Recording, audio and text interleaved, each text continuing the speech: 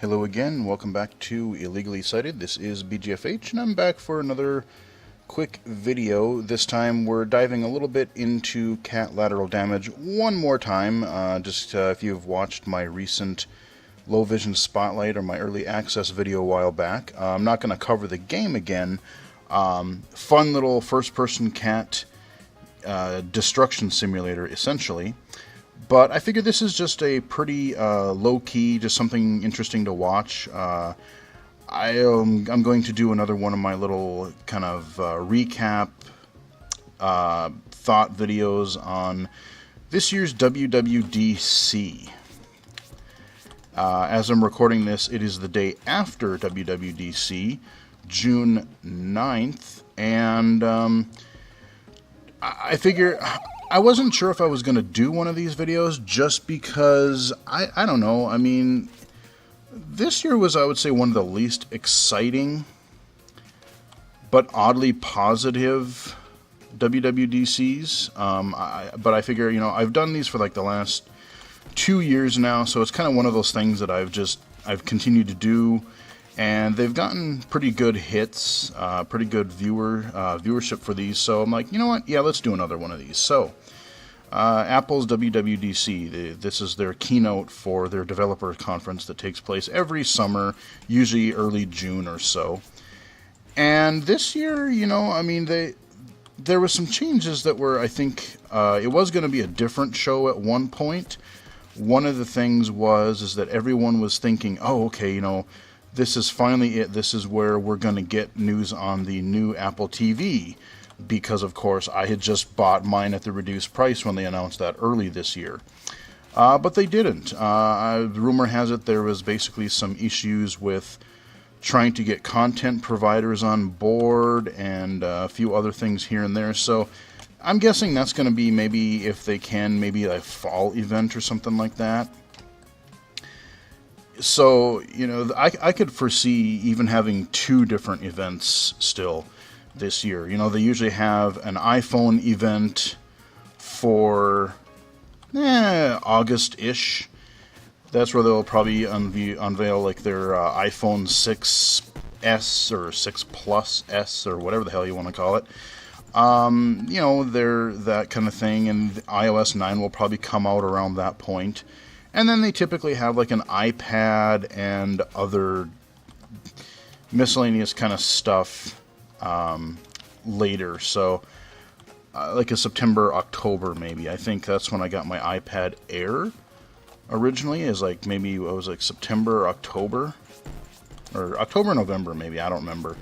Anyway, like I said, it was this year's WWDC keynote wasn't super exciting. It was really long. It was about 2.5 hours long. I did tune into it while I was putzing around doing stuff at work. For some parts I was paying attention pretty well.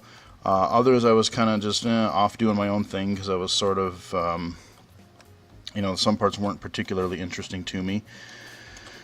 But so, what are some of the things that they talked about this year at WWDC? So, they basically started out by talking about their new version of OS X. You had Yosemite last year, but because they're really focusing on basically like this year's whole conference was basically all about like optimization and just kind of cleaning up some of the stuff that maybe wasn't quite so hot in iOS 8, cleaning up some bugs, cleaning up some stability issues. I mean, you're gonna still get some features, sure, but a lot of this year is kind of both on iOS, well, actually on all three platforms now. Holy crap, that's gravity. You got your iOS, your Watch OS, and OS X. All of it was really on, I think, optimization year. And you know what? I'm perfectly okay with that because anything that makes my devices run better, bring it on. iOS 8, it was a little rough around the edges. I mean, it was nowhere near as bad as a lot of people seem to claim it was. I mean, you go to like the AppleVis forums like for a little while there, I mean, people were just freaking out, like, oh my god, this is so bad, Apple doesn't care about accessibility anymore. No, that was not the case. I mean, like I said, there were a few minor annoying rough edges, sure, definitely, but it was not as bad as people said it was. That said, by the time we're at iOS 8.3 right now, iOS 8 is running pretty well, at least on my devices, my iPads and my iPhone, and yeah, our iPhones and stuff. Yeah, works quite well. So back to OS X. This is probably one of my least interesting, just because I do use a Mac a little bit at work, but none of my personal machines are the Mac, so I'm not a huge Mac user. But like I said, they're really focusing on, they want to not tie, you know, they kind of still want to associate it with Yosemite. So they're like, okay, well, we're going to give it a name that's kind of a subset of that. And I guess there's this place as part of Yosemite that's is called El Capitan. Yes, that is actually the new name of this year's OS X upgrade. El Capitan. Don't ask me how to spell it. I'm pretty sure it is actually, I think I looked it up earlier today, or I saw it on Twitter and I looked at it, and it's actually pretty, it's spelled pretty much the way it sounds, so it's not terrible. But it's just a weird name. It's just a really weird name for a piece of software, or a software version. But I can't really fault them too much. I mean, Google's got some pretty crazy names for their stuff too. Although I'm all about, hey, desserts and stuff. Yeah, Kit Kat, anyone? So that is their new thing with El Capitan. Basically, they talked a lot about visual optimization. So one of the cool things that I kind of want to play with, actually, is they talk about, like, the first thing they mentioned was people finding the mouse. Everyone... This is, I kind of thought of it more of like as a low vision thing, but people will do kind of the little mouse shake to figure out where their mouse pointer is. I guess that's a sighted thing too, because they actually put it in their keynote as one of their first optimizations. And basically, like when you do your little jiggle motion there, it kind of zooms, it kind of makes the mouse a little bigger a little bit, just so you can figure out, it'll kind of zoom in on it and it'll figure out where the mouse is. So that's kind of cool. Kind of a neat touch there. There's a lot of also other stuff about like little optimizations about like you can resize windows and snap them together, and like, put this one next to this one, and split screens and stuff. Kind of, it seems like really Windows 7 did a lot of this. Like, I love using like the way they do it in Windows 7, where they have the you hit Windows left, Windows right. You'll snap it to half of the screen if you want to do two programs side by side. Windows up arrow to maximize, and then Windows down arrow to minimize or restore. So it seems like Apple has gotten a lot of those types of things into El Capitan. I know I'm missing some other El Capitan stuff. Like I said, that's not really. It's one of those things that it's harder to remember for me, just because I don't use the Mac a whole lot. They definitely did talk about both platforms. They're really trying to optimize battery life. So they're taking what they did last year with this Metal thing, which is like the way they optimize their graphics rendering and stuff, and offsetting some of that so that. Yeah, I think that's they're really trying to improve battery life and overall performance. So the stuff is going to run even on older devices. That was another trend, both for their Macs and for their iOS devices, really. Their whole thing was like, we're not, usually every year we got to drop one of our lines, Last year we could drop support for the iPhone 4 because it just wasn't going to run iOS 8 very well. This year, if you can run Yosemite, you can run El Capitan. If you could run iOS 8, you can run iOS 9, and theoretically you're supposed to be able to run iOS 9 even better. So we will see when it comes to that, but that's their claim anyway. Unless I think of anything else later, like I said, I'm not going to spend a whole lot of time on El Capitan. I apologize for you Mac users out there. Like I said, it's just something I don't really remember all that well. I was more interested in iOS 9. And they did announce some kind of cool things there. Oh, this is, I think, something that wasn't in the original video. Check out that kind of trippy disco nightclub lighting here. It's a little random thing that happens. Looks cool, but I would say visually this is something where you probably could get a little bit disoriented with this stuff, but it's a temporary power-up, so that's good. Anyway, back to the iOS stuff. So yes, iOS 9 is coming out later this year, as expected. I should also mention with El Capitan, iOS 9 and El Capitan, they're doing something different. So both of them in July, we're going to get a public beta where people can actually participate in testing the software, not just developers like usual. Now, I will say right up front, please don't install this on your primary device, especially if you are a novice user and you just want to be the cool kid and be like, I want to see what this is like. It is a beta piece of software for a reason. It's beta. It's buggy. They know it's buggy because that's the point, is we're trying to figure out all the bugs.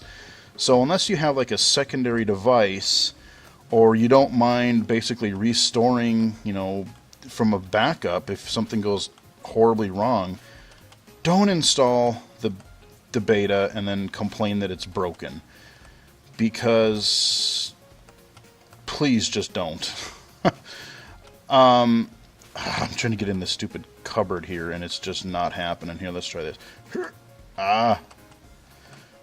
Actually jumping too high here. Anyway. So iOS 9, again, their focus was on really optimization again. So you have, they're really focusing on battery life. They say basically with their optimization and things, you're supposed to get up to like 3 hours more of battery on your current devices, which is great. I guess there's going to be like a low power mode setting now where basically it will give you another, 3 hours worth of battery by disabling some really, I don't know what kind of things they're disabling, but they basically say there's stuff in there that you didn't even know you could disable. So maybe they're just, I don't know. I mean, I'm sure you'll disable like Wi-Fi and Bluetooth and those kind of standard things, but maybe it'll, I'm guessing it'll be something with like turn off all these notification things and maybe location services and anything that could potentially run in the background that is going to cause your battery life to drain quicker. So, hey, you know what? I'm perfectly, you get in, I mean, the battery life on my 6 Plus is excellent, but even more battery life, the better, because I use my phone constantly. So, heck yeah, bring it on. One thing that I was hoping that they would maybe say something about, or maybe it's out there and they just didn't say anything, because there's always features that they don't talk about, but they didn't mention anything as far as like different color schemes. I know before WWDC they mentioned something about a different font to make things easier, but I keep dreaming, you know my thoughts by now on wishfully wanting a night mode or dark mode. That would be the one interface thing that I would just jump for joy over, because, like I said, this bright white stuff is just sometimes too much. I mean, it's I'll live with it because it's there, but if we get a true dark mode, I'm totally sold. They also talked a lot about maps. They're improving that some more. They're a lot of it too was Apple is really playing catch up to Google. To be perfectly honest with you, even catching up to Microsoft even. Ooh, I bet you it'll unlock the museum level, because it's a sweet. You guys will get to see the museum level hopefully on this video. Awesome. I'm gonna have to go there. Excellent. Sorry, distracted, shiny object. What was I talking about again? Oh, yeah. They're playing catch-up to, like, Google and Microsoft. So, you have things like, Google Maps already has public transportation for a lot of places.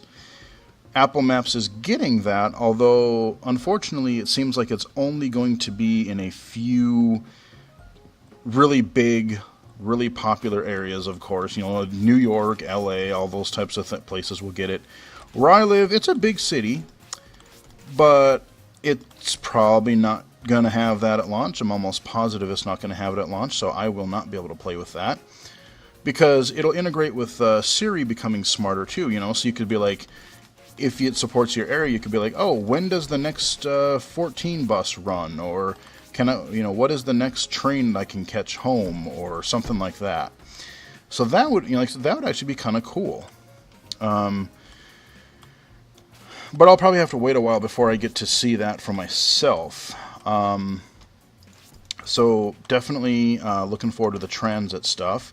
I did mention Siri. Yes, Siri, again, playing a little catch-up here. We are looking at basically kind of catching up to Google now and even Microsoft's Cortana. They claim that they're not doing a lot of cloud stuff. Their main thing was like, we respect your privacy, and it's going to be all local on your device, except for when it's not. Because, you're going to have to go to the web to get the weather. You're going to have to go to the web to get some things. But it's going to tie into, like, a lot of your calendar, to a lot of your contacts, the apps that you use. If you, let's say that when you get up in the morning, the first thing you do is roll over out of bed and check your email, like I do half the time. So odds are iOS 9, when on the lock screen, it'll be like, hey, we think you would want to check your email right now, so why don't you just open that? And you can. If you go to work out, it'll be like, oh, okay, so at this time you usually work out. Or, when I go to work, it's like, oh, okay, I see you travel at this time, and you either read a book or you listen to music. So here's those apps right there ready for you. So those kind of convenience things, kind of bringing a little bit more of the Google Now into it. I mean, I love the idea of Google Now. I know some people love it. Some people hate it. They're like, oh, I don't want my phone tracking me or, collecting all this information on me. It's like, I have mixed feelings, but I mean, overall, like, I don't know. I mean, overall, I'm okay with it. I mean, they pretty much have all my information anyway. I mean, whether you think you're private or not, it's like, they pretty much have your info anyway. So it's like, why not at least make it useful? It's like I've tried Google Now kind of things on the iPhone, but you really can't use it that well because you have to always be within the Google app. It's not system-wide because it's not integrated with Siri. It's not integrated with iOS directly. So, having that type of functionality built right within iOS will make it a lot more useful. So yeah, I'm curious to play with that. Newsstand is getting the boot, apparently, and I'm kind of glad in a way because I like the idea of Newsstand, except for a lot of the stuff in there, especially the magazines and stuff, are not accessible. I don't know if that's going to change, but they're coming out with just a news app. And basically, it starts out where it'll start by asking you what your interests are, giving you some suggestions. You tap a couple things, and it'll build on those. And the more you read, it'll give you other suggestions or have a smarter news feed. Again, kind of like this Google Now-ish, like, predictive, like, yeah, this is what you might be interested in right now. So that's cool. But my one concern about that is the way Newsstand used to work. Again, a lot of the magazines and stuff, I would have loved to read, but I couldn't because they looked really nice visually, but accessibly, they were not accessible because, I don't know, they must have had some weird graphical layer, or it was just a scan. It's like people take PDFs and, it looks like text, but it's actually a scanned picture of text, and so VoiceOver reads none of it. So I'm hoping that a lot of these will be in the new app. Maybe Apple will emphasize that, and a lot of the content will be more accessible. One can hope, because I like the idea of it. I know I should read more news. I don't, because it just angers me. Like I said, our state right now is actually in the... Theoretically, it's not going to happen, but there's a chance our whole state government could shut down again, which affects my job, and it's just a whole mess. And it's like every time I read news, it just either makes me sad or angry. So yeah, but if I could at least get some of the news blurbs and pay attention to it a little more, maybe I will. We'll see. And you can also, I guess, if you have a certain blog that you like, if you have certain websites that you like, or feeds, I guess you're supposed to be able to pull them in too. So a lot of my gaming stuff, if I want to go to Giant Bomb and, just have their news, if I want to have The Verge, if I want to have stuff from there, if they don't do it natively within their news structure, I can just say, yeah, grab from these services and use them. So, that would be helpful. I guess that's kind of cool. What do we got? Let's see, I said maps, news. One of their other big things is the iPad is finally getting more useful. They're actually doing split screen. So you can actually do multiple apps active at the same time. You can kind of have them split right down the middle. You can have them like 2/3, 1/3 kind of thing, depending on what you're using for. So like you can have your email and web page open at the same time. You could have your email, or you could have like an app open and a movie or whatever. What I like too is if you're watching a movie, let's say you just want to, there's times where I'm watching something, but I would want to listen to it and then do some other stuff. But, with the way iOS is now, it's like you have to have your focus on this one thing, and then that's it. But even with the movies, you're going to be able to say, yeah, just push it pretty much mostly off to the side, so you can just listen to something for a little while, and then have your other app pretty much full screen if you want to. So you also have that capability. That I like. So I can watch movies and play threes at the. I can binge watch Netflix and watch or play threes at the same time. Sweet. Still addicted to that game, by the way. If you haven't if you haven't played that game, watch my video for it, the iOS Low Vision Spotlight. Cheap plug there. But great game. So yeah, that'll be useful. Doing kind of multitasking on the iPad. Now I'm a little bit confused because I don't know if it's only the iPad Air 2 that can do that. I was trying to figure that out when I was reading about it, or if it's the iPad Air 1 and 2. So it's either the iPad Air 1 and 2, or just the iPad Air 2. Not quite sure. Unfortunately, it doesn't sound like the minis, any of the minis, I don't think, are getting this multitasking thing, which in a way, now that I think about it, is kind of a bummer, because if that's the case, you've kind of shot yourself in the foot. And who's going to buy I guess if you're having the large phones anyway, that's kind of made the minis a little bit more, a little bit less desirable. But now it's like, well, if I can't do this split screen thing, well, why wouldn't I buy the bigger iPad then? Because I have more functionality.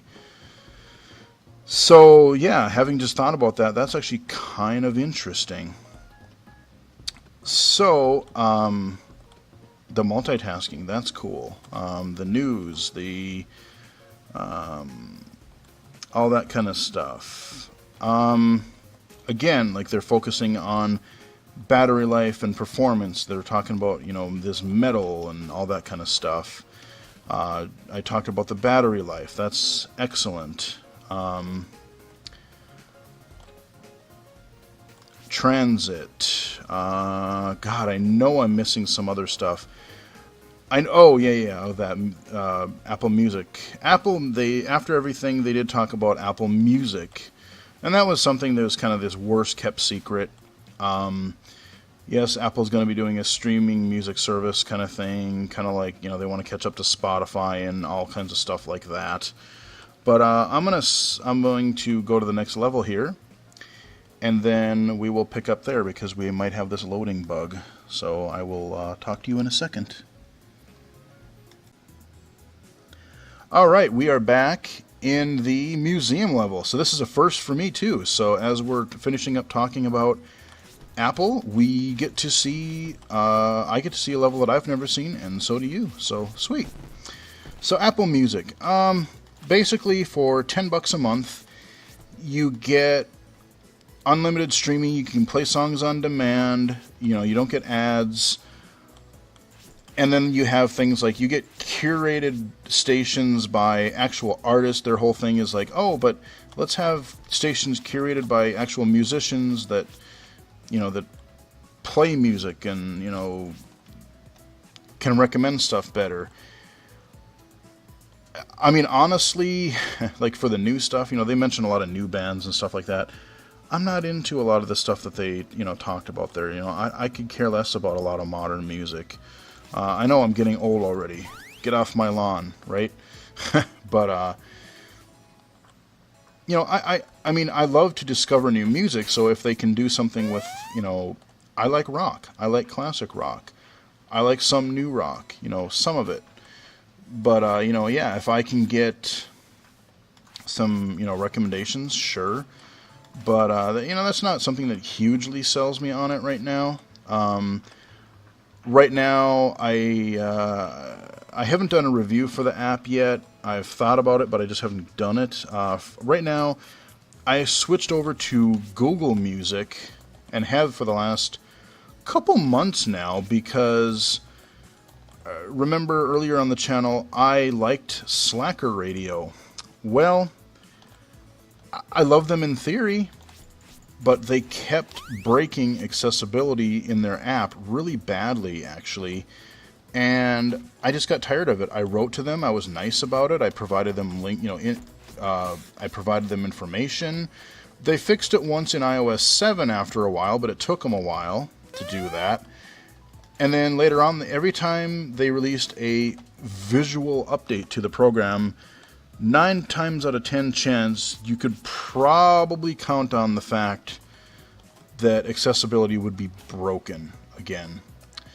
So, yeah, a coworker of mine said, basically Google Music has a lot of what you're doing. I did the 30-day trial and said, yeah, you know what? This is actually pretty good. And even in Slacker, there were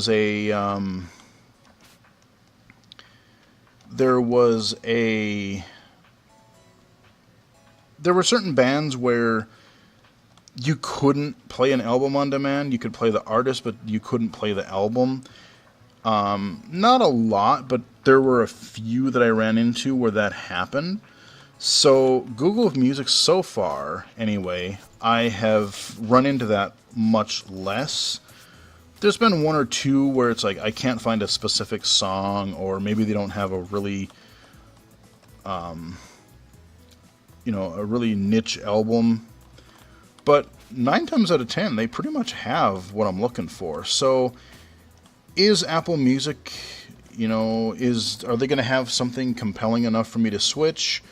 Right now, probably not. The main, we'll see how Google keeps up on its accessibility. But potentially, Google could break accessibility, and since Apple, for the most part, their first-party services are generally really quite accessible. The one benefit you would have as a blind or visually impaired person is that you could probably make a reasonable assumption that their service, because it's their first-party service, they're probably not going to break accessibility when a new version comes out. So if that is a concern for you, Apple's music service is probably not going to be a bad way to go if you're not already invested in something else like Google Music or Spotify or any of the other numerous music services. They also have a plan where for $15 a month you can get a family thing. I forget how many people can be in the family, but essentially yeah, I mean, you can have like a household pay one flat $15, and then, so if you have a big family, that would be another thing that could make Apple Music pretty compelling for some people, pretty attractive for people who like want to just not pay $10 a month for every family member. So that could be good. So that's Apple Music. They also did, of course, talk about the Apple Watch. And what's kind of funny about that to me is that, I was talking with a coworker about this today at work, and he made a good point. He's like, well, with this watch stuff, you have to get something out there just to see if people take to it in general. But what I told him before that was, I said, a lot of the enhancements that they're making, they're making good improvements and fixes and enhancements to Apple Watch, but a lot of the things that they announced again are kind of, to me, they feel like things that should have been in an Apple Watch 1.0. I mean, one could argue, well, the iPhone was the same way. The first iPhone didn't even have apps. Yes, but at the same time, Apple's made devices for several years, portable devices for several years now, so they should kind of know that people would like apps to run natively on their watch in this case. They want to be able to have good performance. They want to have better battery life. They want to have customizable, watch faces. They want to have, I forget all the little, I mean, they pretty much just ran through probably a good dozen or so fixes and tweaks and stuff for the Apple Watch. But I said that I think the big one is going to mainly be that apps, people are going to be able to develop so you can have apps directly on the, run it on the watch, so you're not always tethered to your phone. And I think maybe next year, when they release the inevitable faster processor watch, hopefully, hopefully, maybe a better battery life version of the watch, and they have some of this more people have had time to develop for it and have native apps running on the watch. The Apple Watch could be a little bit, more compelling, could be a little bit more of a interesting thing for me. Right now, I have no interest in it because it's expensive and you have to tether it. The battery life sucks. There's just a lot of things that I don't really like about it. But I'm going to pause this for a second, or pause talking, because look at this. We have a ginormous dinosaur statue, or a dinosaur skeleton. I have to knock this down. This is awesome. Come on, tumble. Yeah. Oh man, that was kind of anticlimactic. I thought it would. See, that's again where, like, if they had like realistic, not just sound, but like maybe some physics in there, you could just hear these bones just. There should be just a whole bunch of bone clattering sounds. Like there's plenty of action games like where you have like the skeletons and stuff, and you can kind of hear the bones rattling. That would have been a really cool touch, but still, nonetheless, knock down a giant dinosaur skeleton. That's cool in my book. So, back to the Apple Watch.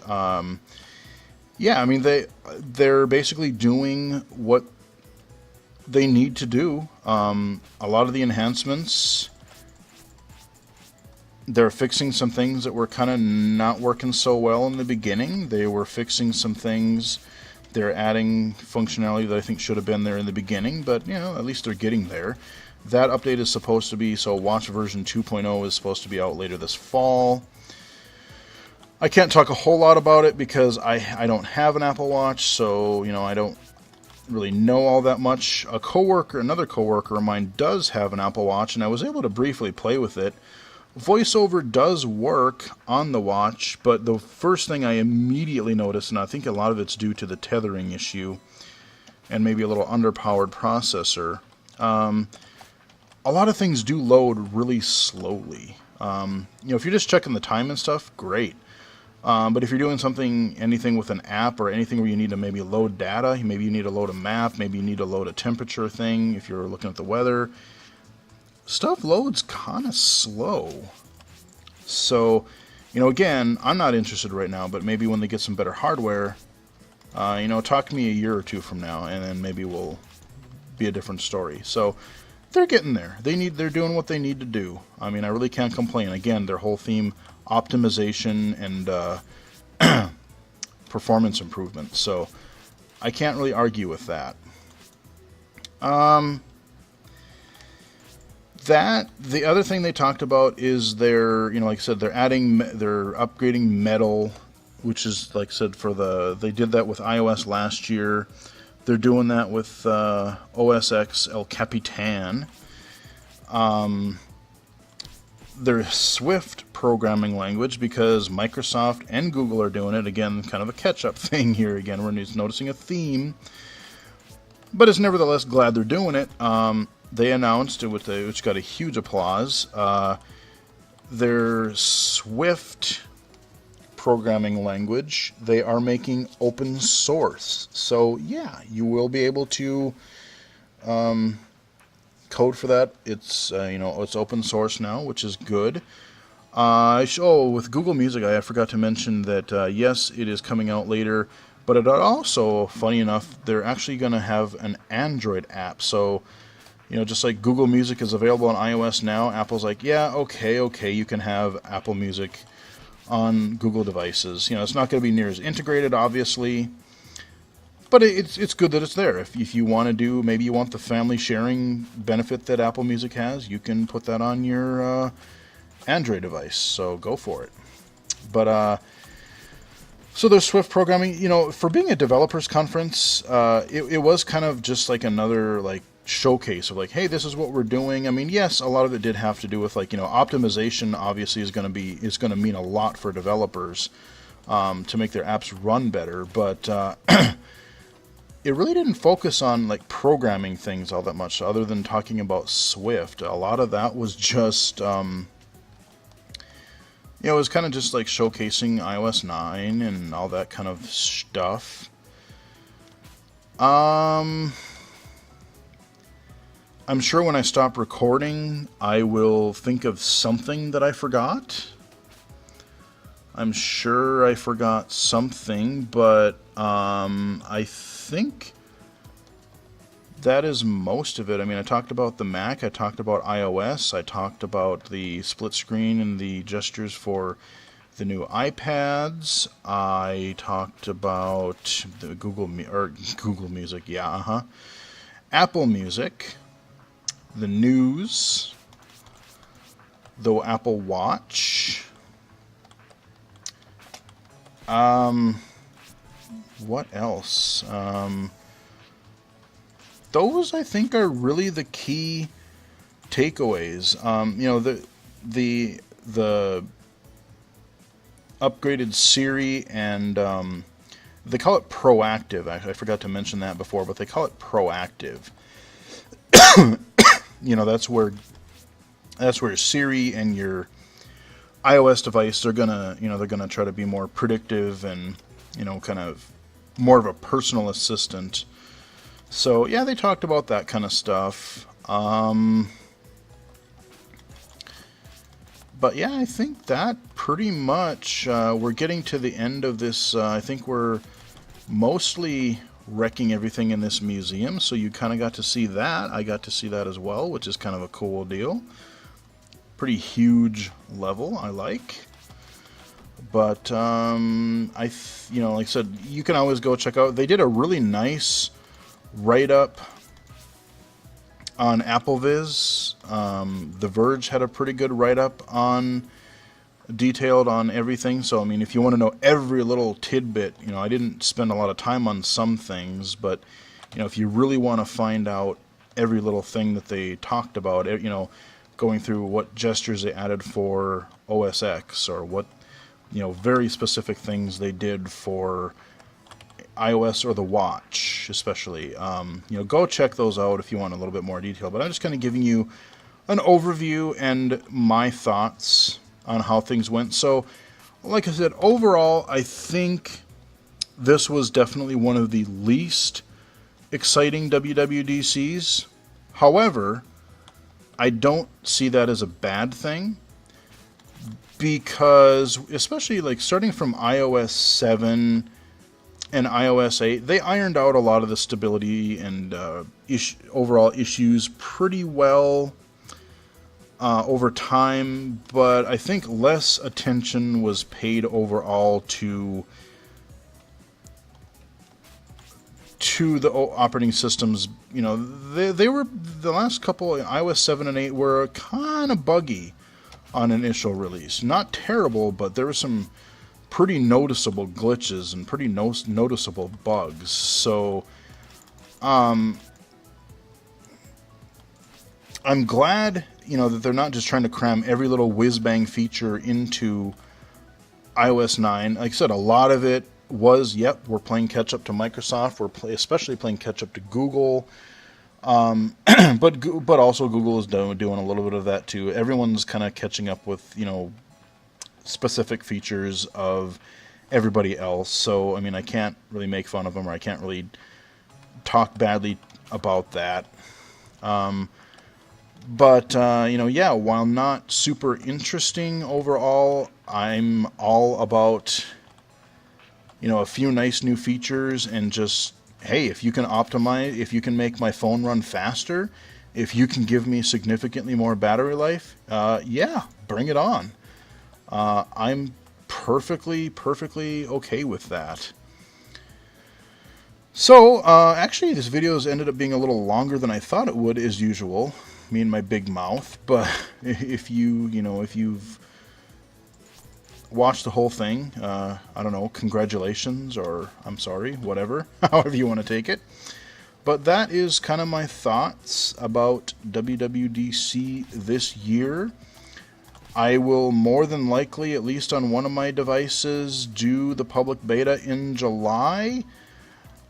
If it's a public beta, being a public thing, I don't know how the NDAs, non-disclosure agreements, go for that. I mean, because technically if it's public, you should be able to talk about it, but that's a little sketchy. So to err on the safe side, I don't know that I will cover anything or that I will really talk about much as far as the beta, because Apple seems to get really cranky when you do stuff like that, in a way justifiably so. But yeah, I will probably do the beta on at least one of my devices, on my iOS devices, because I'm a nerd and I have to be able to play with this stuff. You know, I mean, and that's the thing, is there are a lot of things that they didn't announce, little things that they didn't announce during the keynote, and that, you know, maybe there's some other kind of cool stuff. There's always some kind of cool features or gestures or things that they'll add that, you know, we don't even know about yet. So, especially in the accessibility area, maybe they'll do some cool stuff with voiceover. Maybe you know, like I said, I keep hoping for a dark or a night mode. I know it's getting repetitious, but I would really like that. You know, maybe they've added some other kind of cool accessibility feature that we don't even know about, you know. They really didn't talk about the whole, like, assistive touch or anything, if I remember correctly, on the last year's keynote or whatever. So there's still some stuff out there that we don't know. If you are an Apple developer, you can already get both iOS 9 and OS X. See, I already forgot the name of it already. That's how bad. El Capitan, that's right, El Capitan. You can go download them now if you're a developer, so you might be able to get a glimpse at what could possibly be in the final builds for accessibility. So, you know, hopefully maybe I'll be able to look at that, or, you know, I'm sure somebody will break NDA and we'll find out sooner or later. But yeah, that is some thoughts on the WWDC 2015 keynote. Hope you guys enjoyed it. I hope you guys enjoyed a little more destruction via cat lateral damage here. It is available for PC right now, and like I said, it's a really good game to, like I said, listen to. You know, it's a good video to record a video like this for. I can just talk, and there's nothing, I don't really have to pay attention to too much. I can just go around and wreck stuff, you know. But yeah, a fun little game. Got to see some new levels. And yeah, so I think we're going to wrap it up here. It's been kind of a long video, so like I said, I'm actually, thanks for subscribing, thanks for watching, liking the videos. Believe it or not, we are just under, illegally cited is just under 250 subscribers right now. So that is pretty cool. Yes, it's, you know, nothing compared to these, like, channels that get, you know, hundreds and millions and, you know, thousands and millions of subscribers. But you know what? For a one-person little small outfit like this, kind of a niche audience of, you know, doing visually impaired stuff, I'm pretty happy with that, you know. 250 subscribers. I think we're really close right now. I think right now we're at 147, I looked the other day, because I got a notification that somebody else had subscribed. That's pretty darn cool. So yeah, I don't really see myself stopping anytime soon. I still enjoy doing this. I'm experimenting, trying a few different things with the different types of games and different types of content if I can. Not really going to be in the, you know, Let's Plays are not going to be my thing. I might do one occasionally. I've toyed with the idea, if you guys are interested in me doing a playthrough for Life is Strange. I did a low vision spotlight video for that about a month or two back now. It's a really interesting game, and there's a lot of like branching paths, so like there is replayability to it once all the other episodes. I think there are 2 episodes left that need to come out. But I thought about doing maybe a Let's Play of that, because just, you know, doing things a little bit differently and just showing you some of the types of content, some of the subject matters that they cover in that game is kind of interesting. You know, they deal with like people getting, you know, not to be too much of a spoiler here, but they deal with things like social media and someone just getting, you know, their reputation is just wrecked because somebody posted a video of them doing some, you know, not cool things, and somebody may or may not have, you know, drugged them. It deals with like suicide and just security and like I'm just trying to think of the word, like, you know, cameras spying on people and, you know, different things like that. So it does some, I mean, there's a little bit of kind of a little bit of presentation issues here and there, but I give it credit for trying things that no other game is really doing. So that could be a potential Let's Play at some point. I'll definitely be doing I actually took work off, believe it or not. I said, you know what, I need a couple days off anyway, so I'm going to be tuning into all of the E3 press conferences that start Sunday night, go on Monday and Tuesday. So, maybe I will do, I was originally going to do one video as a wrap up because I'm going to be home, you know what? Maybe I will do a wrap up for each day. You know, I'll look at the Bethesda one starts on Sunday night. They've already announced some really cool stuff. Like, we know Fallout 4 is coming. Yeah, bring it on. I really hope that it comes out this year, because I could totally see getting sucked into a Fallout game. That game looks really fun. We know that Doom, the new Doom game is going to be there, and I really, really, really, really want that to be good. You have no idea how bad I want that to be good. You know that I like Doom if you've watched the channel for a while. You've got a lot of different stuff coming out through Bethesda. Monday, you've got all of your regular ones. You got your Microsoft and Sony, your EA, your Ubisoft, I think Square's got one. But that might be Tuesday. I don't know. And Nintendo is doing one. There's a PC one actually this year.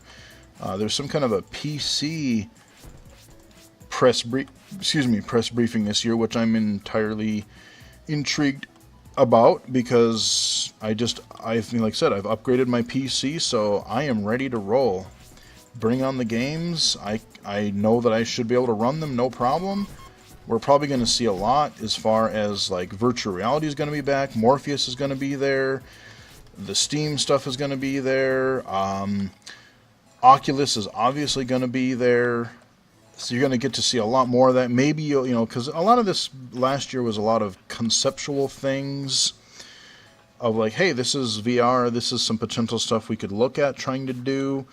You know, whereas now it's like, hey, we should actually probably start showing some real games with closer to retail hardware coming out maybe early next year. So that'll be interesting. I may actually try to do more than one video. Maybe I'll do one for the Bethesda one. Maybe I'll do a wrap-up for Monday, all of Monday's conferences, and then Tuesday's conferences, because there's a lot to remember, you know, though I'm sure there'll be tons of announcements at all of these, and if I do one right at the end, it's probably going to be a little tough to actually, you know, I know I'm going to skip over some things as it is, so it's like, maybe do them piecemeal. I'll give you guys a little bit more content on the channel besides. So, yeah, definitely next week, look forward to some E3 coverage. I'm actually pretty excited about it. You know, this year is also going to be the first year where I think developers are really going to start saying, you know what, we're in this new console generation. We've been here long enough. We're not going to develop for the old systems anymore, so we don't have to hold back on some of what our games are going to have for not only just graphics, but hopefully, you know, hopefully they add more like AI and, you know, cool gameplay elements that couldn't be done on older systems. You know, it doesn't have to be just, oh, look at the graphics, they're prettier. You know, obviously that's going to be a big thing too, but I just, you know, I'm hoping that they do start to talk about, you know, a lot more gameplay enhancements and things that are possible. Oh, one thing I forgot about WWDC. They did talk, when they talked about Metal. Yeah, how did I forget this? I'm a gaming channel. Come on. Duh. So they talked about Metal on the Mac. They did a quick demo of Unreal's Fortnite. Epic's, you know, the Unreal Engine, Fortnite. This is a game, oh god, that was announced, god, it had to be like, what, 3 years ago now? And it's been in some form. You kind of saw little bits and pieces of it. I think they've reworked the design of it at least 2 or 3 times, so no one really knows what it is. But yeah, it's just kind of a third person. It almost sounds like part like action-y game, part you build up your base, you mine things, or, you know, it's kind of the whole like Minecraft-y thing of like collect some resources, build a base, and then tower defense or something of like, you know, don't let the dudes come into your base and destroy stuff. So I don't know, I mean, the art style looked pretty cool. I'm sure we'll see more of that at E3, but yeah, Apple, I was really surprised, to be honest with you, that I saw that at the Apple keynote, because it's like, oh, okay. I mean, they've shown like iOS games before, but you really don't see too many Mac games shown like that. So, I mean, and I didn't expect to see Fortnite really debuting in its current form there, but hey, cool. So yeah, I think that I've pretty much, I found another room in the museum that I could trash. And I think we've done a pretty good job of that, it looks like. And I, you know, give a little bit of E3 preview. Forgot about something on the keynote for Apple. Now I think we're done. I got a little distracted talking about the channel and just rambled on and on. Again, I apologize. This is another long video. But thank you to everybody that's subscribed and that is going to subscribe, hopefully. You know, like I said, thanks for the views, the likes, the subscriptions, all that kind of stuff. You can also follow me on Twitter at BGFH79, at BGFH79. I'll post channel updates there. I do a lot of retweeting. I post a few of my own tweets. I will more than likely probably have Twitter open when I'm watching these conferences. I'll probably fire out some thoughts here and there during and or after these press conferences next week. And yeah, I think that'll do it for real this time. That is look at little review of WWDC, little sneak peek at what might come at E3, and another look at Cat Lateral Damage, available on Steam now. Hope you guys enjoyed it, and until next time, I will talk to you guys again later.